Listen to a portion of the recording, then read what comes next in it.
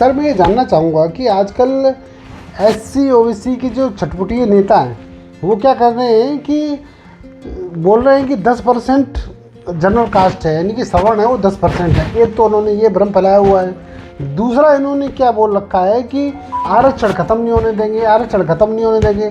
क्यों नहीं होने दोगे भाई आरक्षण ख़त्म?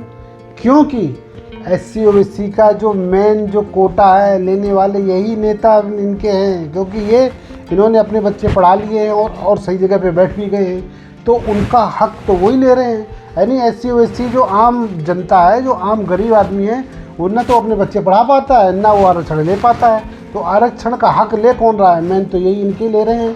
तो इसलिए बोल रहे हैं कि जो हमारी भाई सब कुछ, मैं बैठा हूँ पैसे की ढेर पे, कुर्सी सिंहासन बैठा हूँ, मेरी कुर्सी ना खिसक जाए। सर इसके बारे में आपकी क्या राय है, बताइए सर। आपके चैनल के माध्यम से मैं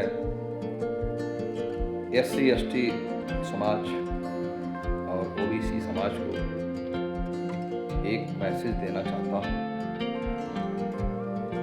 मेरा ये बिल्कुल भी उद्देश्य नहीं है कि हम किसी की अवहेलना करना चाहते हैं या हम किसी को नीचा दिखाना चाहते हैं।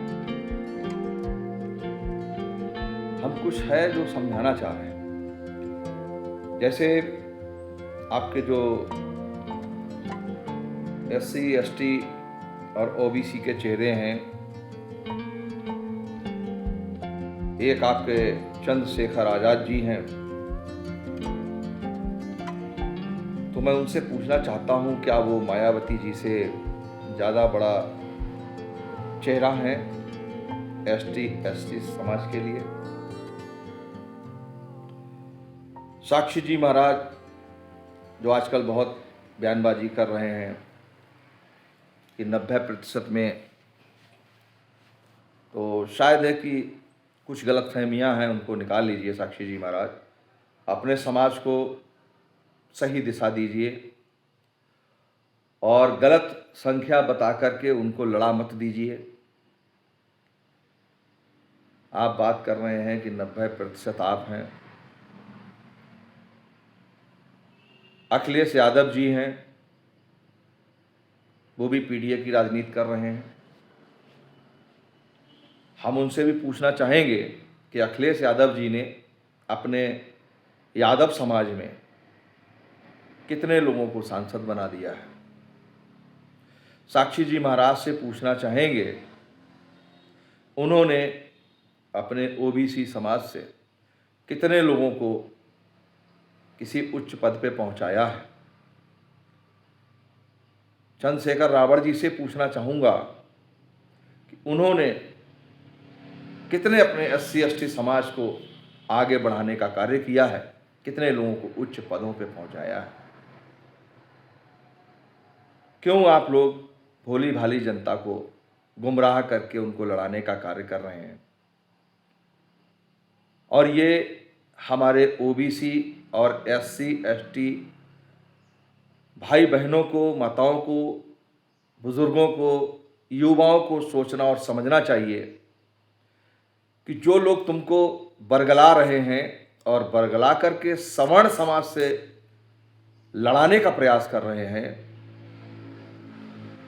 आप जिस जगह पर रहते हैं वहीं पर विचार कीजिए, उस गांव में देखिए कि आपकी संख्या कितने प्रतिशत है।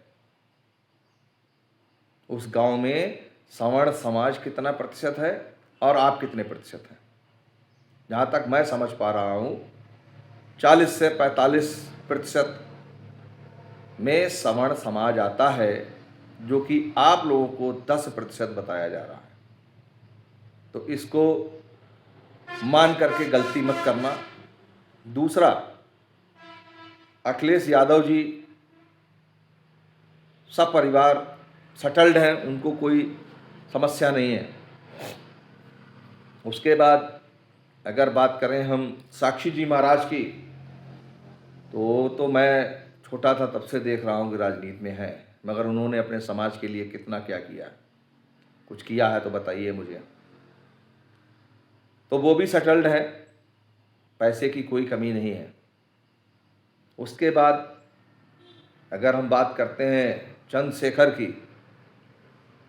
तो चंद्रशेखर भी सांसद बन गए हैं, सब कुछ हो गया है, वो भी सेटल्ड है, उन्हें कोई लेना देना नहीं है, पैसे की कमी नहीं है।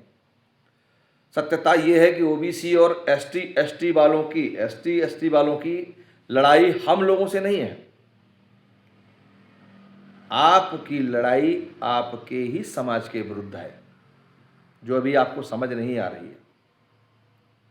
आप लोगों को इस्तेमाल करके ये लोग अपने आप को आगे बढ़ा रहे हैं। आप कहाँ पर हैं, सोच के देखिए कि आप किसके ऊपर निर्भर हैं। आप अपने गांव के उसी सवर्ण समाज के साथ निर्भर हैं, और वो सवर्ण समाज आपके साथ कोई अत्याचार भी नहीं करता होगा।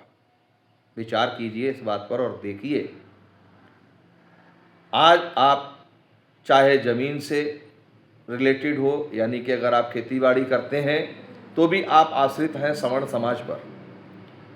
प्राइवेट नौकरी के क्षेत्र में ले लीजिए तो वो भी आप सवर्ण समाज पर हैं आधारित। सवर्ण समाज संपूर्ण भारत का एक बहुत ही शक्तिशाली लोग हैं, जिन्होंने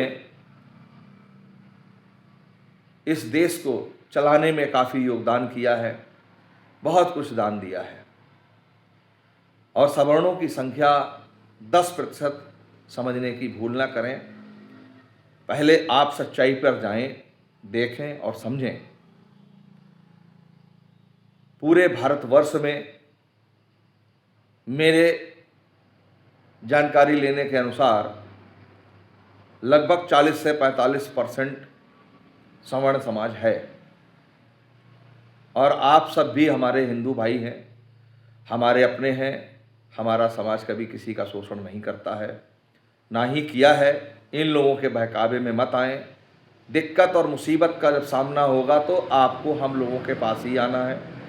जो हम लोग गांव के लोग हैं वही एक दूसरे की मदद करते हैं, वही एक दूसरे के साथ रहते हैं।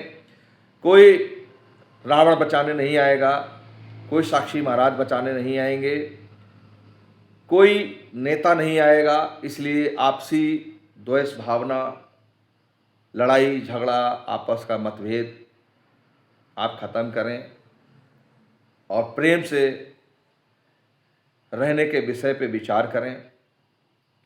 कभी किसी ने किसी का शोषण नहीं किया है। बेफालतू में सरकारें हम लोगों को लड़ाने का कार्य कर रहे हैं। पहले हिंदू मुस्लिम का हुआ, हिंदू मुस्लिम के बाद पीडीए हुआ और अब जातवाद पे उतर आया। इसलिए मेरा सभी से निवेदन है, इन नेताओं के चक्कर में आकर के आप अपने गांव के लोगों के साथ आपसी भाईचारा, आपसी प्रेम खराब ना करें। यही हमारा आग्रह है। आने वाली होली पे सभी लोग मिलकर के प्रेम से होली मनाएं और एक दूसरे के साथ अपनी खुशियां जाहिर करें और खुश होकर के होली मनाएं। आप सभी को होली की बहुत बहुत शुभकामनाएं। जय श्री राम।